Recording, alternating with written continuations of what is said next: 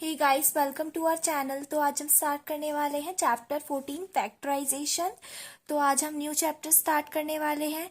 तो चलो स्टार्ट करते हैं एक्सरसाइज 14.1 से। यहाँ पे मैं बोला है find the common factors of the given terms. ठीक है, तो ये आपको टर्म्स दे रखी हैं। ठीक है, और इसके आपको कॉमन फैक्टर्स निकालने हैं। तो सबसे पहले मैं आपको बताती हूँ कि फैक्टर्स क्या होते हैं। तो ये हम क्वेश्चन करते करते समझते हैं स्टेप बाय स्टेप। ठीक है, तो चलो क्वेश्चन 1 जो है, क्वेश्चन 1 का फर्स्ट पार्ट हम करते हैं स्टार्ट।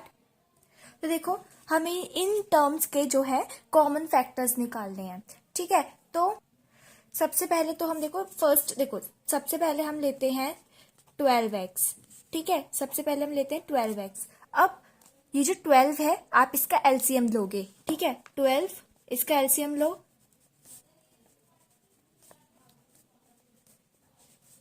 ठीक है, ये इसका एलसीएम है। तो अब आप 12 को क्या लिख सकते हो? 12 को सबसे पहले देखो, 12 को आप क्या लिख सकते हो? 2 × 3। ठीक है, उसके बाद क्या है? मल्टीप्लाई में x है, यानी कि 12 × x। तो 12 को तो आपने इस तरीके से लिख दिया। उसके बाद मल्टीप्लाई में क्या है? x, तो मल्टीप्लाई x। ठीक है, यानी कि अब आप इसको ऐसे भी लिख सकते हो 12x को। उसके बाद हम लेते हैं 36। तो 36 से आप इस तरीके से लिखो, और उसके बाद 36 का भी एलसीएम ले लो। तो देखो, ये हो गया इसका एलसीएम 36 का। ठीक है, तो ये हो जाएगा 2 × 3 × 3। ठीक है, अब ये होगा इनके फैक्टर्स। फैक्टर्स क्या होते हैं?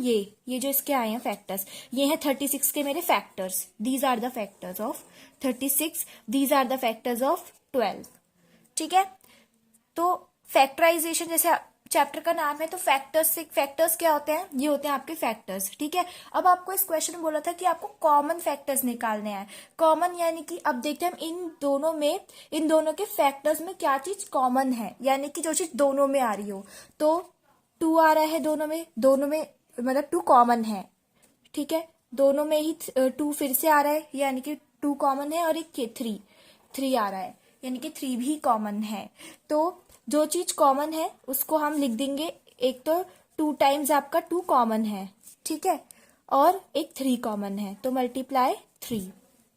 ठीक है, अब इसके आपस में मल्टीप्लाई कर देंगे, ये हो जाएगा 12 एंड 12 इज योर आंसर। ठीक है, तो इसमें आपको निकालना क्या था? Find the common factors. तो आपने सबसे पहले फैक्टर्स निकाले, उसके बाद कॉमनली देखा कि इन दोनों में क्या क्या चीजें हैं, मतलब कौन से फैक्टर्स दोनों में आ रही हैं, वो आपके कॉमन होंगे, वो आपके कॉमन फैक्टर्स होंगे। तो 2 कॉमन है, दोनों में आ रहा है, ये भी कॉमन, ये भी कॉमन। ठीक है, तो 2 × 3 इज द कॉमन फैक्टर, यानी कि वो फैक्टर जो कि कॉमन है, जो कि दोनों में आ रहे हैं, तो आपके कॉमन फैक्टर्स हैं। और इसकी जब आपने मल्टीप्लाई की तो आपको आंसर आ गया आपका। ओके गाइस, जब आपने इन कॉमन फैक्टर्स की मल्टीप्लाई की तो आपका आंसर आ गया। अब चलो नेक्स्ट पार्ट देखते हैं। नेक्स्ट पार्ट में आपको ये गिवन है 2y 22xy। तो सबसे पहले हम क्या लेते हैं? 2y। ठीक है, अब 2 का अगर आप एलसीएम करोगे तो ये आ जाएगा। ठीक है, ये हो जाएगा 2। ठीक है, अब आप इसको क्या लिख सकते हो? आप इसको लिख सकते हो 1 × 1 भी कर सकते हो। इसको मतलब बात तो एक, क्योंकि 2 × 1 2 ही हो जाएगा। ठीक है, तो कोई फर्क नहीं पड़ने वाला, लेकिन आप 1 भी लिख सकते हो। तो उसके बाद मल्टीप्लाई y। ठीक है, y इसके साथ मल्टीप्लाई में है, तो मल्टीप्लाई y। और उसके बाद हम लेते हैं 22xy। ठीक है, तो 22xy, तो 22 2 ये, और ये हो जाएगा इसका एलसीएम। तो इसके फैक्टर्स क्या आए हमारे पास? 2 × 11। मल्टीप्लाई में क्या है? x × y, तो ये हो जाएगा x × y xy। ठीक है, अब उसके बाद अब देखते हैं इसमें कौन कौन से फैक्टर्स जो है कॉमन है। 2 कॉमन आ रहा है मेरा। ठीक है, तो सिर्फ 2 और एक y।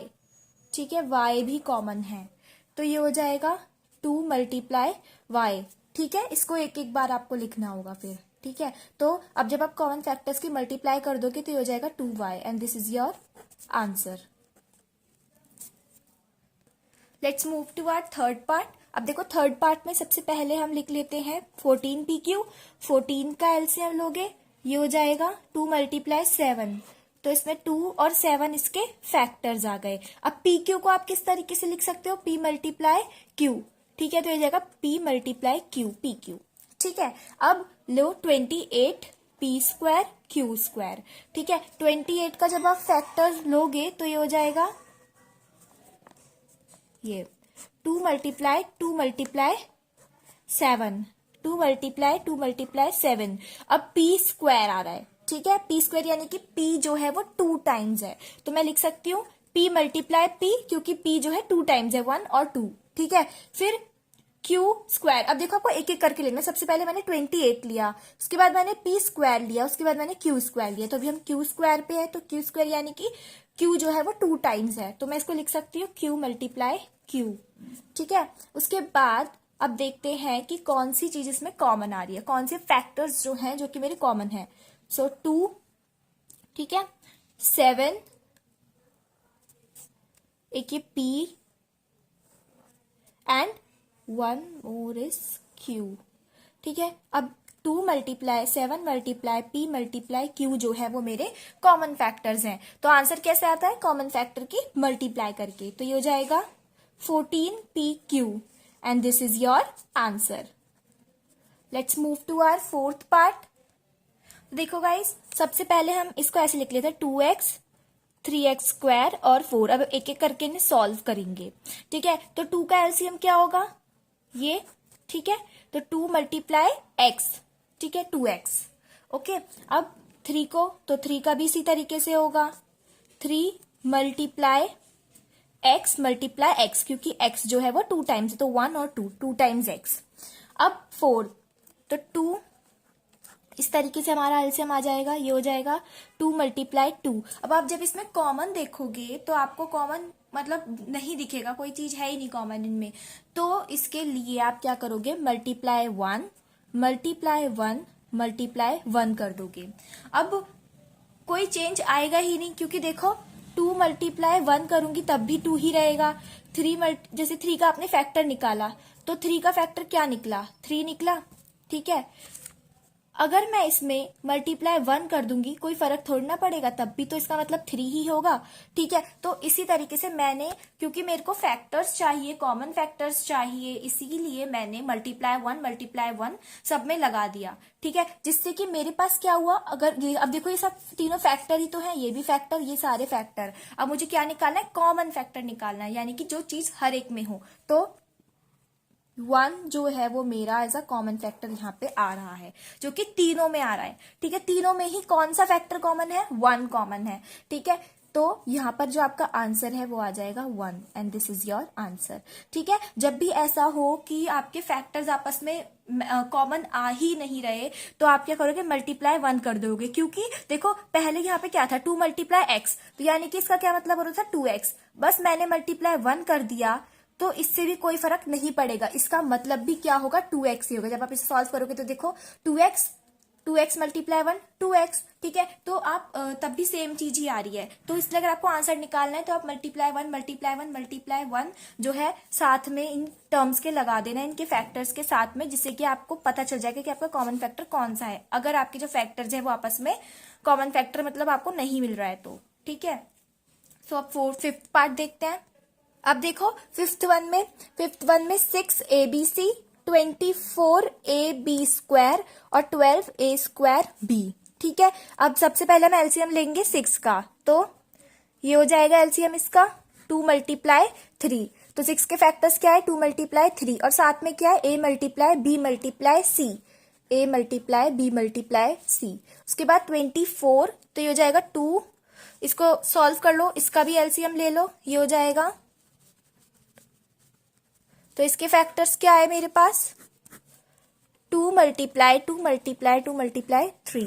ठीक है, साथ में इसके क्या है, मल्टीप्लाई a, और जो मेरा b है वो क्या है, 2 टाइम्स, तो b मल्टीप्लाई b। ठीक है, उसके बाद 12 का एलसीएम लेंगे, तो ये हो जाएगा, तो 12 का एलसीएम क्या आया हमारे पास, 2 मल्टीप्लाई 3। उसके बाद हम एक एक करके देखते, तो 12 का हो गया। अब क्या सॉल्व करना है हमें, a स्क्वायर, तो a मल्टीप्लाई a, क्योंकि a 2 टाइम्स है, तो 1 और 2। फिर क्या है b, तो b एक बार है, तो मल्टीप्लाई b। ठीक है, उसके बाद हम क्या देखते हैं, ये हमारे तो निकल गए, हमारे फैक्टर्स निकल गए। जैसे 6 का फैक्टर क्या है, 2 मल्टीप्लाई 3, 24 का फैक्टर क्या है, ये ठीक है। अगर मैं आपसे कहूँ 24ab² के फैक्टर्स क्या है तो ये पूरे आ जाएंगे। ठीक है। अब आपको देखना है कॉमन क्या है इन सब में, यानी कि कॉमन फैक्टर क्या है इन सब में। तो 2 जो है कॉमन आ रहा है, और क्या क्या कॉमन आ रहा है, एक तो हमारे पास, हाँ एक हमारे पास आ रहा है 3 कॉमन, 3 जो है वो तीनों में आ रहा है 3। ठीक है। उसके बाद हमारे पास क्या है कॉमन, ए है एक, तो हमारे पास कॉमन देखो ए आ रहा है कॉमन, और बी भी कॉमन आ रहा है, दिस वन। ठीक है। तो हमारे पास क्या क्या कॉमन आ गया, 2, एक हमारे पास आ गया 3 कॉमन, एक ए आ रहा है, और हमारे पास बी कॉमन आ रहा है, बस। ठीक है। ये जो हमारे पास चीजें हैं, ये चारों के चारों फैक्टर्स जो हैं सब में आ रहे हैं, 2b तीनों में आ रहा है, 3b, ab और bb। तो ये आ गया हमारे कॉमन। इसको सॉल्व कर लेंगे बाद में, कॉमन फैक्टर्स की मल्टीप्लाई करेंगे तो ये हो जाएगा 6ab, and this is your answer. Let's move to our next part. So देखो 6th पार्ट में 16x³ माइनस 4x² 32x। अब इसमें नया क्या है, इसमें हमें माइनस का जो साइन है वो गिवन है। तो अब देखो इसको किस तरीके से करेंगे। सबसे पहले 16 का एलसीएम, तो 16 के फैक्टर्स क्या आ गए आपके, 2 मल्टीप्लाई 2 मल्टीप्लाई 2 मल्टीप्लाई 2। उसके बाद हम देखेंगे x³ यानी कि x जो है 3 टाइम्स है, तो इसके 3 टाइम्स मल्टीप्लाई कर देंगे, x multiply x multiply x। ठीक है। उसके बाद देखते हैं 4 का, तो 4 के फैक्टर्स क्या हो गए हमारे, 2 मल्टीप्लाई 2 2 मल्टीप्लाई 2, साथ में क्या है इसके x² यानी कि x जो है वो 2 टाइम्स है। इसके बाद 32, तो 32 का एलसीएम लेंगे तो ये हो जाएगा,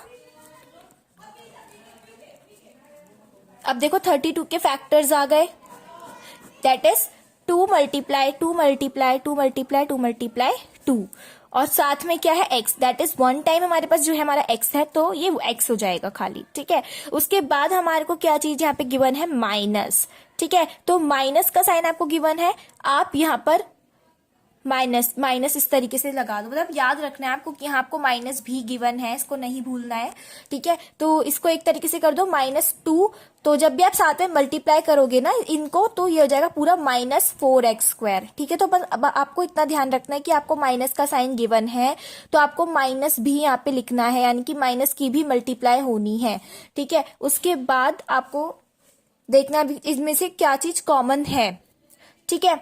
कॉमन देखना है, तो यहाँ पर देखो आपको अब दिक्कत होगी कॉमन देखने में, तो आप क्या कर सकते हो, इस माइनस के साइन को किस तरीके से लिख सकते हो, मल्टीप्लाई -1, क्योंकि 1 से तो कोई फर्क नहीं पड़ेगा, और हमें चाहिए क्या, माइनस।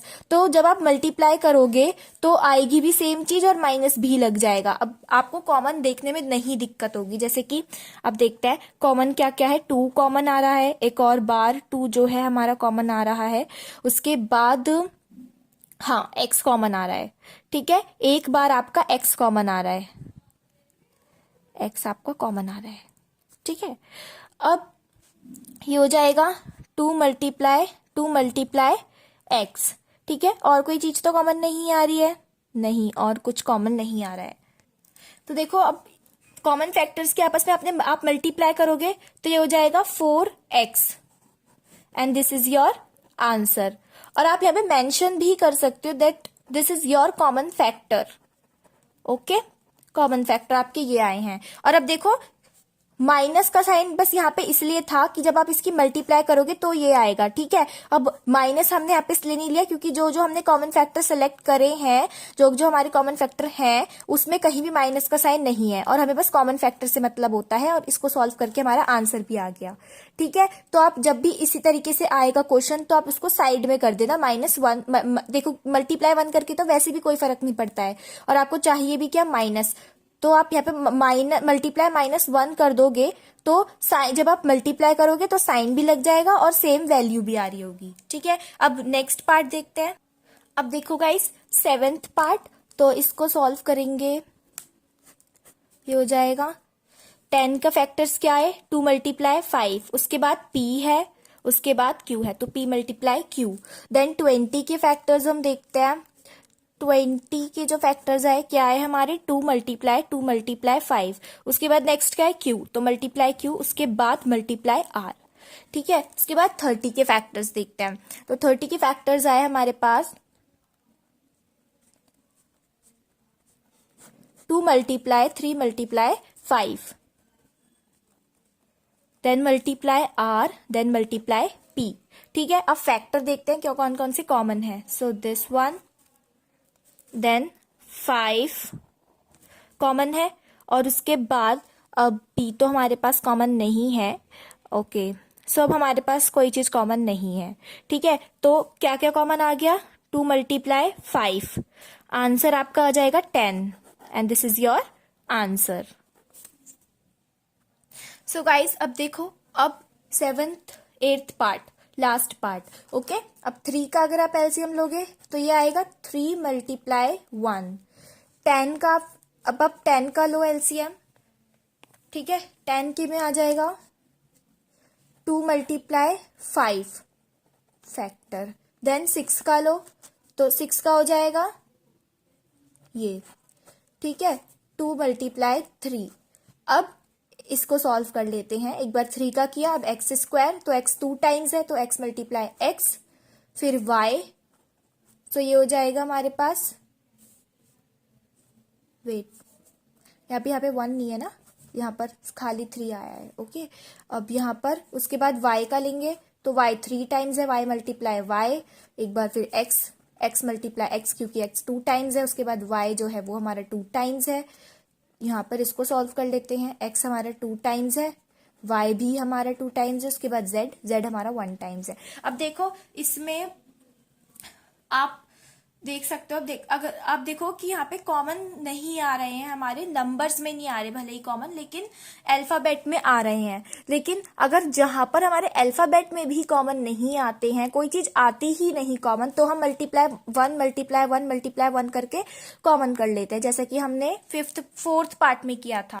ठीक है, उसमें ना तो हमारे कांस्टेंट वेरिएबल और कांस्टेंट दोनों में से कोई भी चीज हमारी कॉमन नहीं थी, तो हमने इस तरीके से कर लिया था मल्टीप्लाई 1 मल्टीप्लाई 1। लेकिन यहाँ पर हमारे पास जो है ये कॉमन आ रहे हैं। ठीक है, देखो x कॉमन आ रहा है, ठीक है, एक और बार x कॉमन आ रहा है, y भी कॉमन आ रहा है, और एक और बार y कॉमन आ रहा है। ठीक है, तो ये हमारे हो गए x multiply y multiply y। ठीक है, अब इस कॉमन फैक्टर के आपस में मल्टीप्लाई कर देंगे, ये हो जाएगा x square, x 2 times x square, और ये हो जाएगा y स्क्वायर। तो इसको सॉल्व करके आ जाएगा x square y square, and this is your answer. Thank you.